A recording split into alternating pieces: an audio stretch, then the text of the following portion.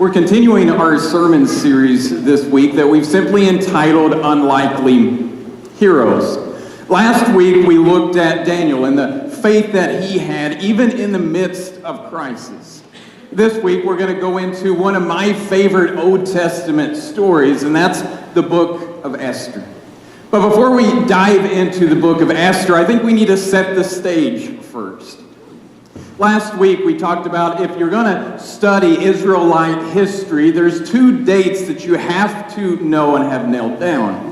The first one was 722 BC. That's when the Assyrians came in and they destroyed the northern part of Israel. And they took many off into captivity. In 586 BC, that's when the Babylonians came in and they destroyed the southern part. They destroyed Judah. They destroyed Jerusalem. They destroyed the temple. And they took many back into captivity. Daniel was one of them. But in 539 BC, the Persians came in and they defeated the Babylonians. And that's where we're at. Esther is in the Persian Empire. So at this time, it has been 103 years since Nebuchadnezzar came in and took the Jews into captivity. It's been 54 years after Zerubbabel took the first group of Jews back to Jerusalem. And it's 25 years before Ezra will take the second group back to Jerusalem. But if we're going to look at the book of Esther and we're going to try to describe it in just one word, it would have to be drama. There's a drama from the beginning until the end. So since it's so filled with drama, I wanted to break this story up into different scenes. So here we go. Scene one. We call it the hangover. Because King Xerxes at the time, he had a 180-day feast to show off all of his riches and his greatness. But after that 180 days, he threw a 7-day after party where the wine was unlimited. And it tells us in verse 1, chapter 10, that on the 7th day, when the heart of the king was merry with wine, he decided to call for his wife.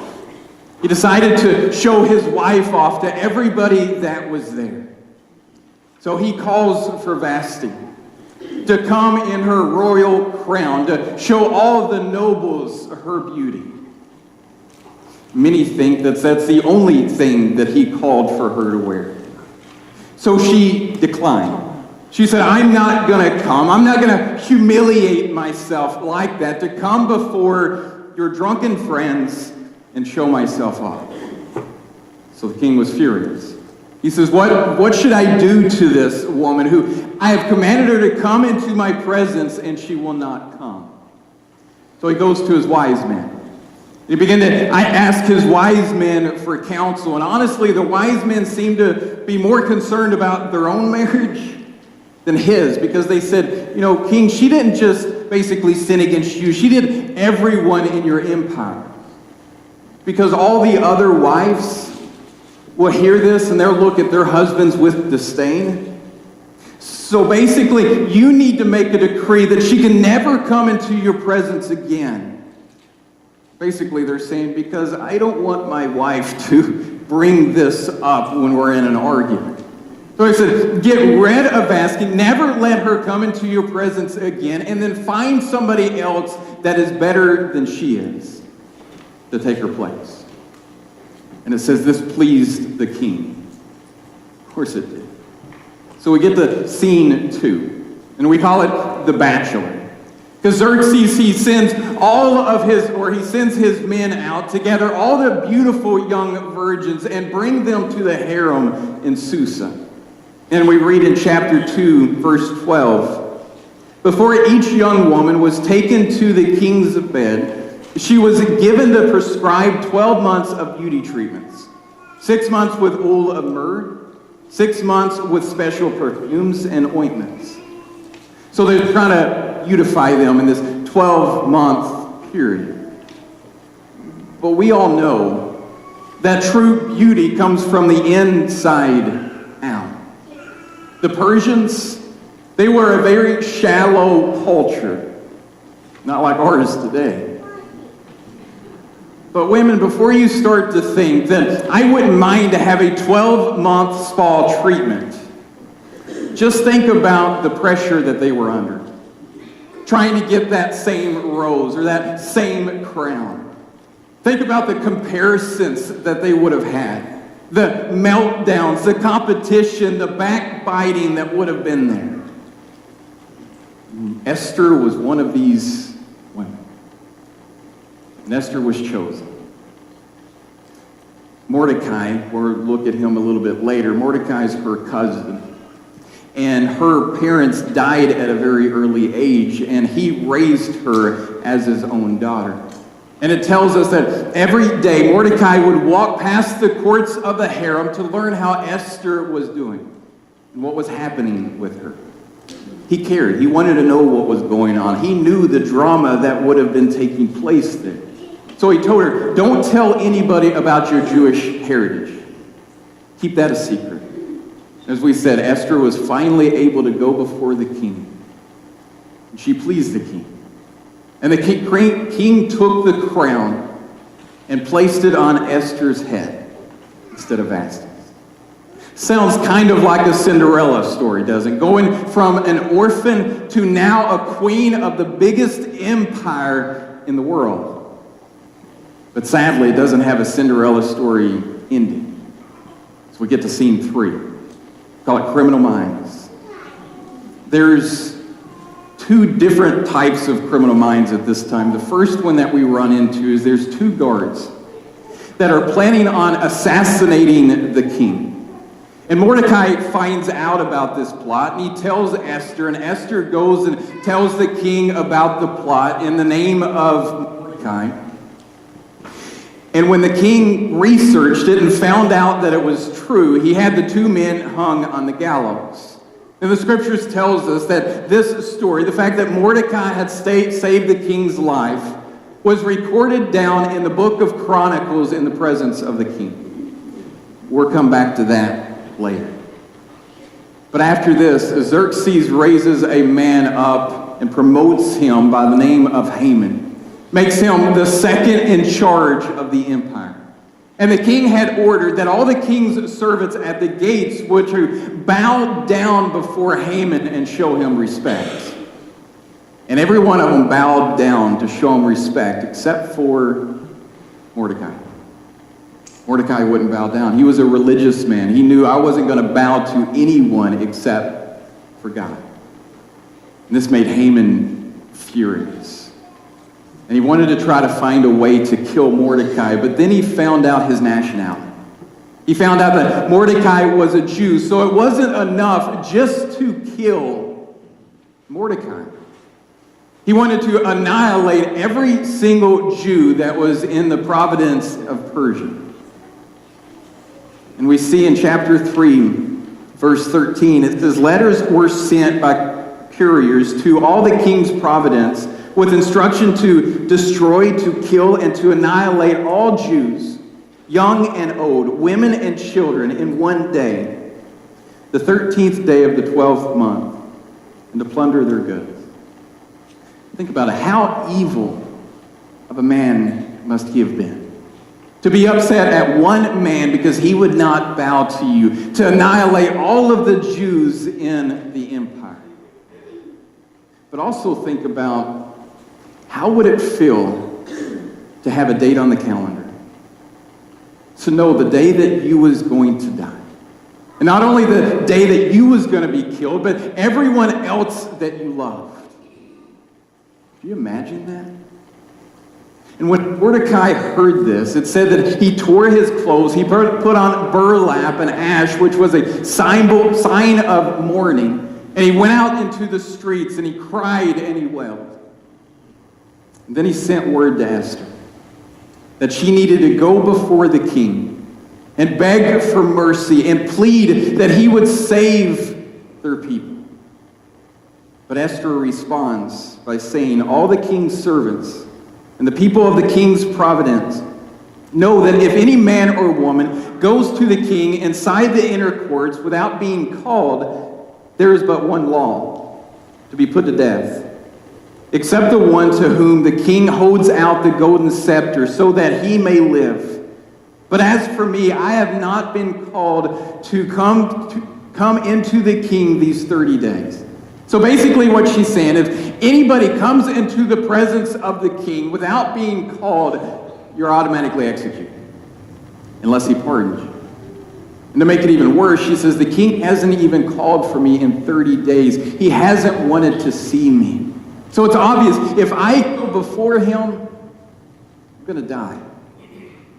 And she had to think that this reply would have been sufficient.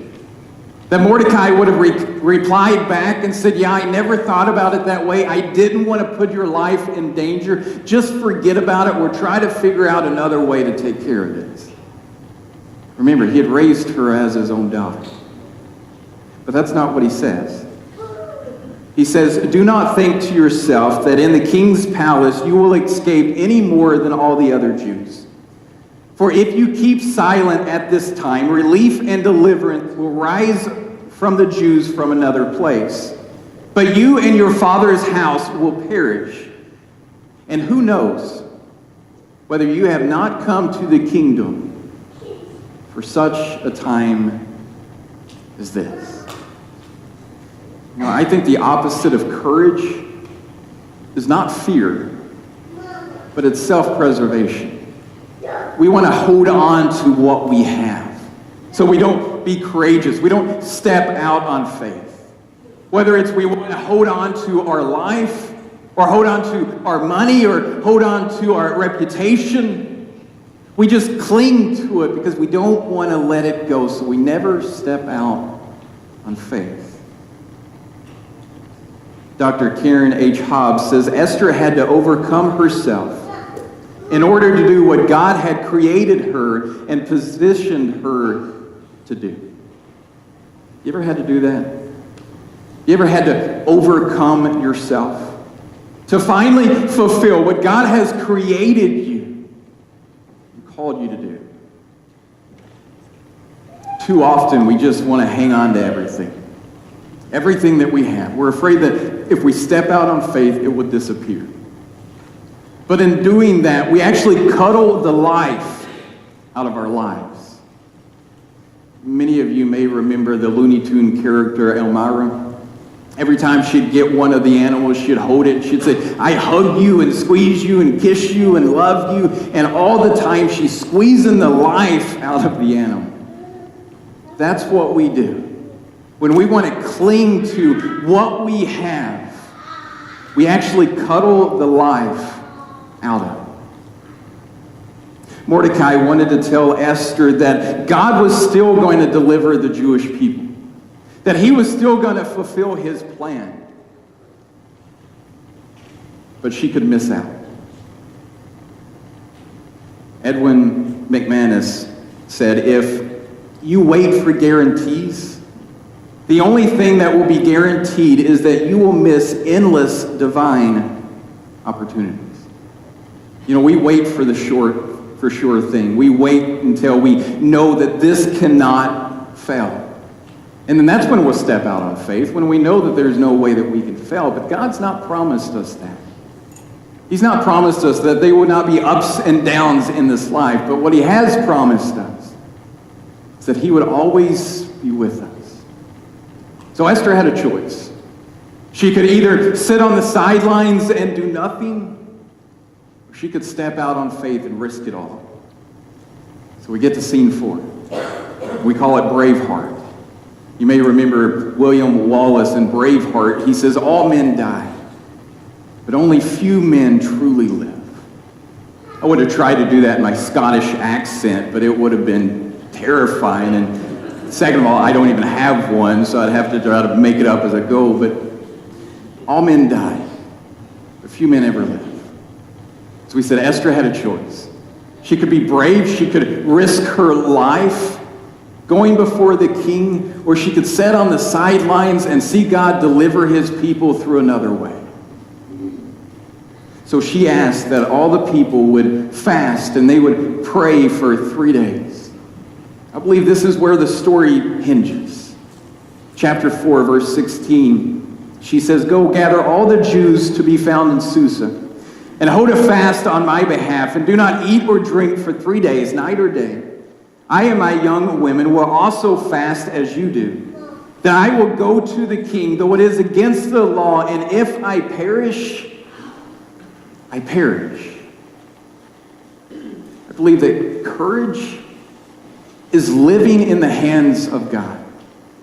That's what she decided to do when she asked them to pray and asked them to fast, is she was living in the hands of God. If she perished, she perished.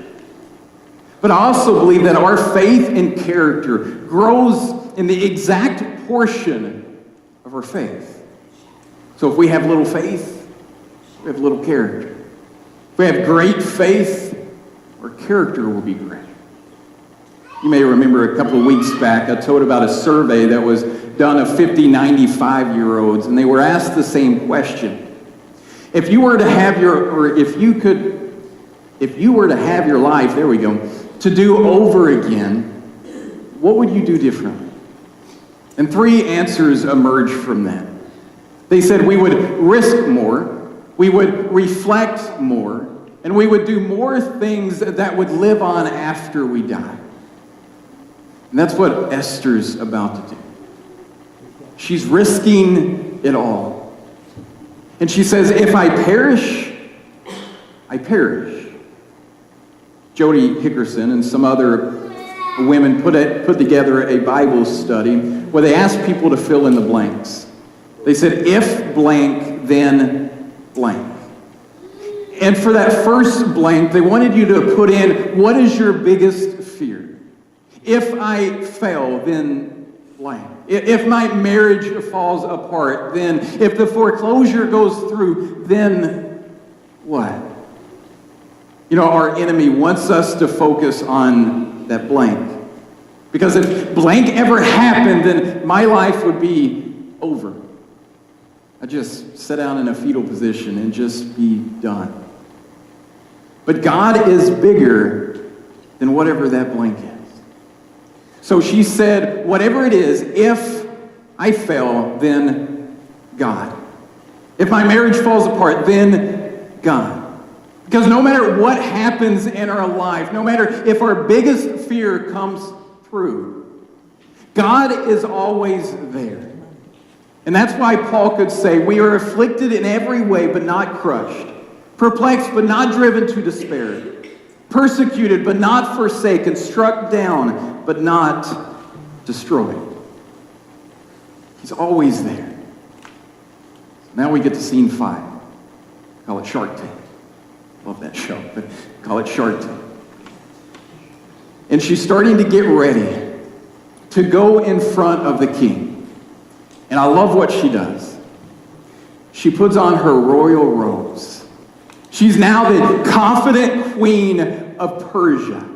And I can imagine that her heart is beating as she's walking down that hallway, one foot in front of the other. Remember, courage isn't the absence of fear. It's moving ahead in spite of fear. And as she walks into that throne room, the guards are ready to attack and to kill her immediately, before she ever gets too close to the king. But then he holds out the golden scepter, showing that he would allow her to approach. He was going to spare her life. And he then asked her, Esther, what do you want? Why have you come here? Whatever you ask for, I will give it to you. Up to half my kingdom, I will give to you. But Esther simply said, if I have pleased the king, let the king and Haman come today to a banquet that I have prepared for the king. She left the king hanging, wondering with that intrigue. Women have a way of doing that to us, don't they, man? He's leaving the king just hanging. So the king gets Haman, and they go to the banquet, and he asks again, what do you want? I'll give you up to half my kingdom. And she says, will you come back to a banquet that I will prepare for you tomorrow? And Haman leaves by this time. He's flying high. He was invited to a special dinner that was just between the king and queen. And not only that, but was invited the next day to another one. He's on cloud 9.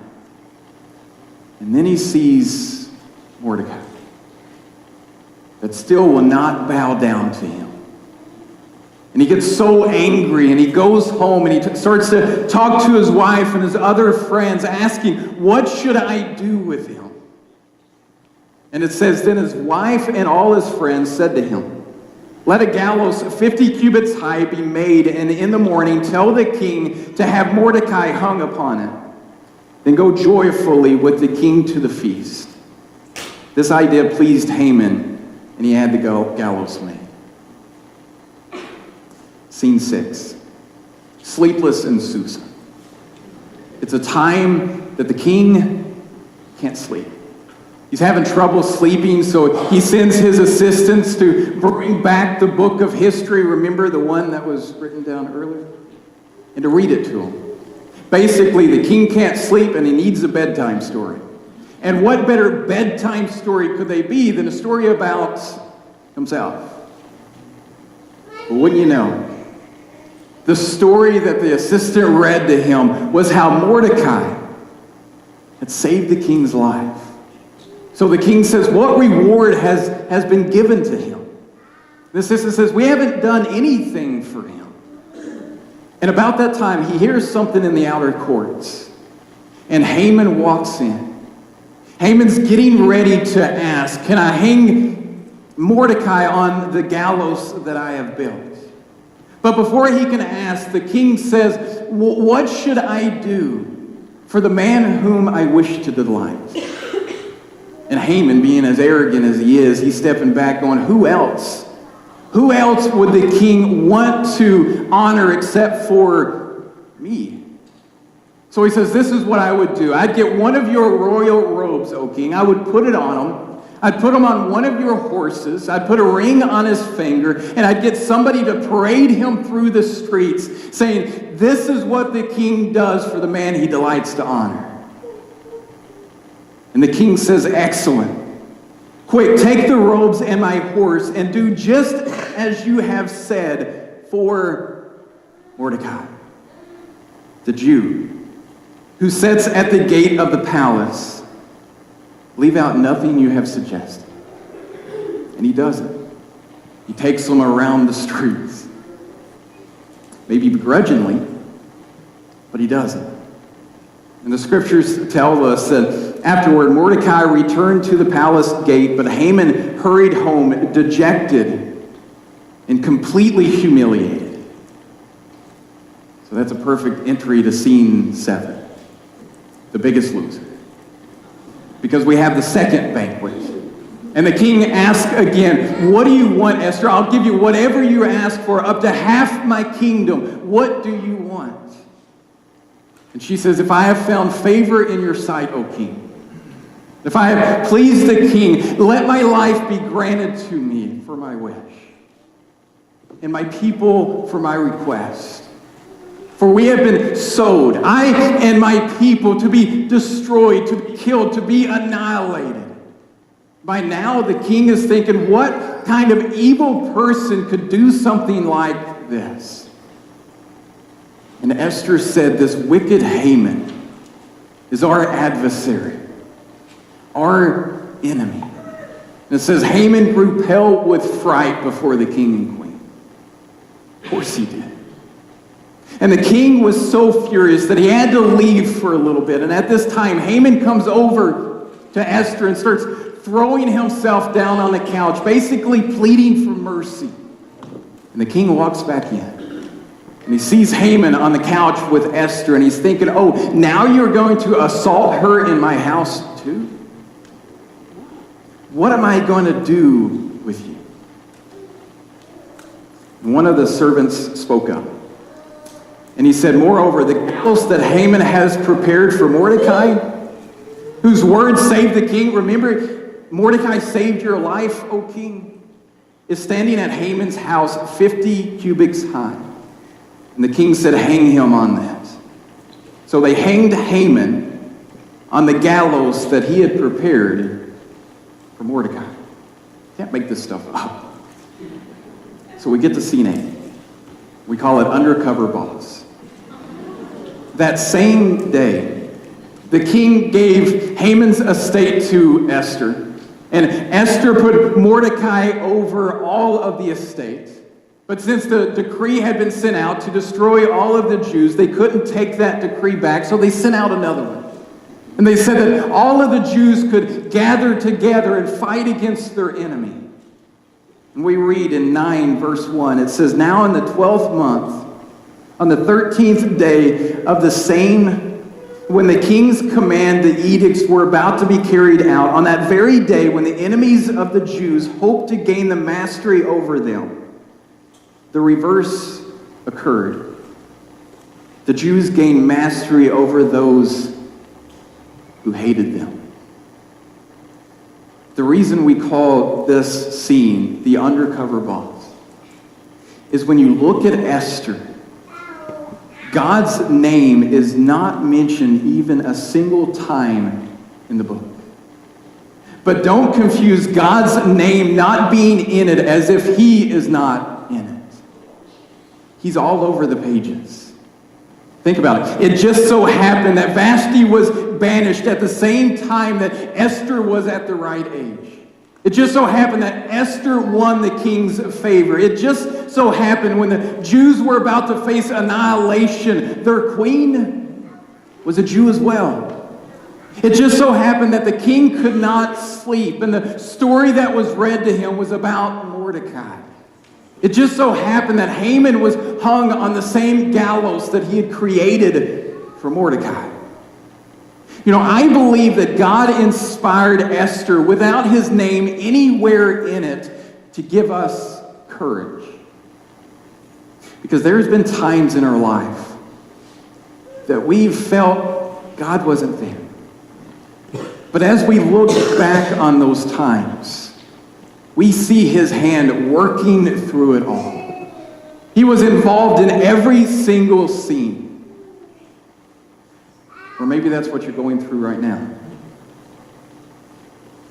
Even though you can't find his hand on the page, or his name on the page, doesn't mean that he's not with us. He will never leave us. He will never forsake us. And if we want to live a courageous life, we have to know that. We don't have to be the hero of the story. Because a real hero is always at work. We just need to be ready to play the role that he has called us to play for just a time as this. Maybe that's where you're at. Either you've not even gotten into the game, and that's what you want to do. You want to see where God wants to direct your life, what he wants to do within you, that he can do great things. Or maybe you have been in the game for a while, but you've been kind of sitting on the sidelines, watching God deliver the people through another way, watching God work miracles through other people, but just sitting on the sideline, afraid to step out on faith. If you want to make a decision today, you can come now as we stand and sing.